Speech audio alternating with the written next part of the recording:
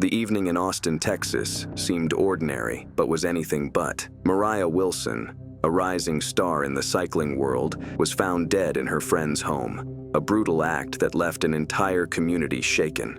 How could such a talented, vibrant young woman become the target of a deadly obsession? Today, the true life story of Moriah Wilson, tale of ambition, betrayal, and jealousy. It all turned horrifying. Buckle up, because you are never going to forget this story.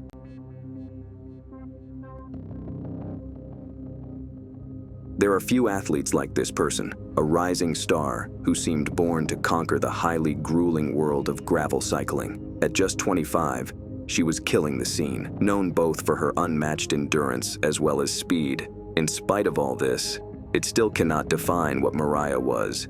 She had a warm, real-life quality that made the masses love her. Her entire life represented pushing boundaries and pursuing grandeur.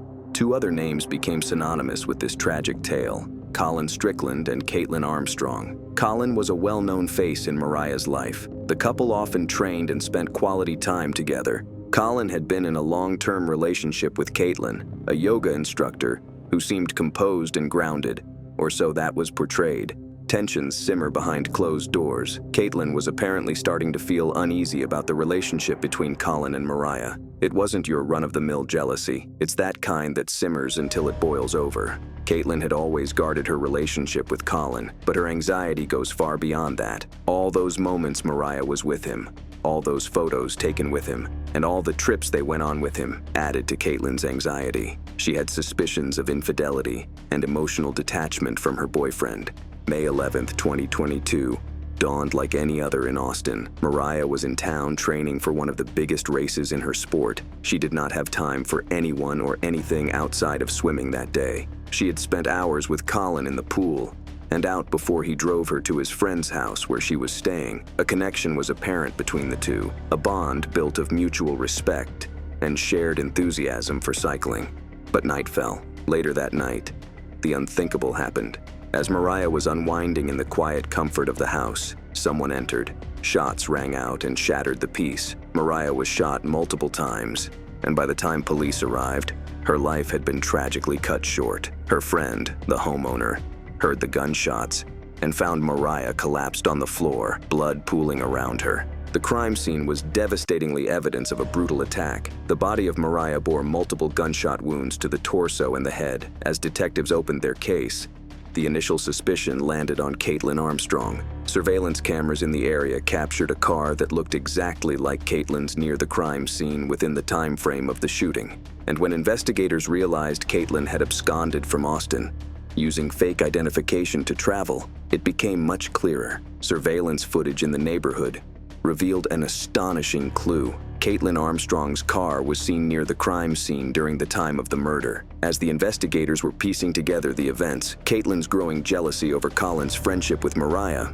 became impossible to ignore. Reports said that Caitlin had confronted Colin several times about his relationship with Moriah, accusing him of infidelity. Her anxieties were heightened by text messages and instances of intimacy between the two. For Caitlin, Moriah was not just competition, she was an obstacle in her relationship with Colin. And then, after the crime, Caitlin vanished. Then came the dramatic turn in the case when Caitlin fled. She sold her car, discarded her phone, and got herself a fake passport. That is when investigators began to run after shadows. She evaded detection for 43 days, traveling from one place to another. She even made it to Costa Rica with hopes of getting lost there forever. However, that's where her escapade into justice ended, as she was caught by the authorities and brought back to face charges. In court, her case was desperation, trying to make it look as if her actions had happened because of the toxic nature of the relationship. It was a lost case anyway. The evidence that weighed against her was crushing. Witnesses, text messages, and even social media posts all portrayed a woman consumed by jealousy and insecurity. Her fixation with Moriah, Colin, and their relationship had reached crazy levels. Her friends and family said she had grown unstable in the months leading up to the killing. The prosecution in this case portrayed a chilling tale as the trial progressed. Caitlin had carefully planned the murder. Not only were her anger and jealousy fueled by suspicions, but also by the mapping out of the victim's movements and her planned escape route. It shocked even the most seasoned detectives by the cold, calculated nature of her actions. Desperation to keep Colin's attention was evident in her words and actions. She was willing to go to extreme lengths to achieve this. During court, Caitlin faced first-degree murder charges. A case against Caitlin was constructed on circumstantial evidence such as text messages, testimony from witnesses, and surveillance footage that showed Caitlin's relationship to the crime. The defense of her, though, tried to make Caitlin look like a fragile girl who lost her cool to be a murderer in a relationship. It was a desperate attempt to divert attention from the overwhelming evidence, but the jury wasn't swayed. The pattern of Caitlin's behavior leading up to the murder, coupled with the disturbing details of her flight, made it clear this was more than a crime of passion. It was premeditated. The tension between Colin and Moriah had been mounting, and Caitlin's response was calculated and violent. In her defense, Caitlin confessed to feeling intense jealousy, but continued to insist that these emotions did not push her into the act of murdering anyone.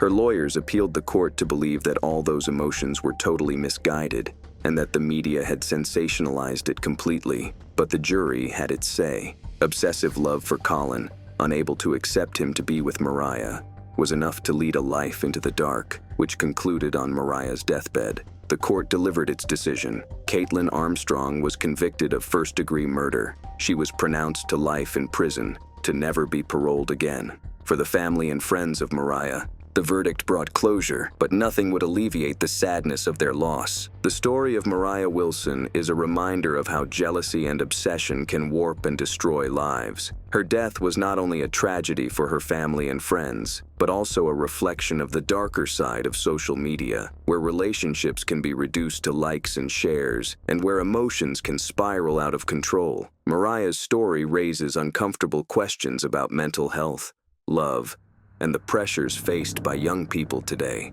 As Caitlin's trial unfolded, it was clear that this was more than just a crime. This was a reflection of deeper issues, of a society where obsession can lead to deadly consequences. What could have been done differently? Could we have seen the warning signs earlier? Let's continue to carry on this conversation.